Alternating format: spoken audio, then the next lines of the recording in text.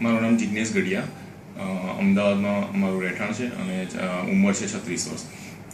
મારે 2009થી chronic બ્રોન્કાઇટિસનો problem હતો, જેના કારણે હું ફ્લુઅન્ટલી બોલી બી નહોતો શકતો અને દર 2-5 સેકન્ડે મને ઉધરસો વારંવાર આવતી હતી, જેનાથી મારે કોમ્યુનિકેશનમાં બહુ તકલીફ પડતી હતી.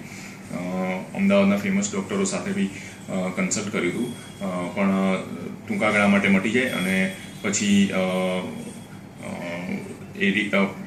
ફરીથી રિકરન્ટલી એ પ્રોબ્લેમ ઊભો થઈ જતો હતો, તો જેનાથી મને કોઈ દવાથી મળતું જ નહોતું.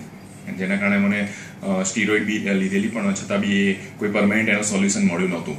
પછી મને મારા ફ્રેન્ડના રેફરન્સ થ્રુ રવિભાઈનો પરિચય થયો અને મેં એમનો કન્સલ્ટ કર્યું અને છેલ્લા 1 વર્ષથી હું દવા લઉં છું એમની. અને એમણે મને કહ્યું કે તમને ફેફસાનો પ્રોબ્લેમ નથી, તમને એકચ્યુઅલી પિત્તના પ્રકોપનો પ્રોબ્લેમ છે, અને જેના કારણે અને એમણે 6 મહિનાથી મને ટોટલી મટી ગયું છે.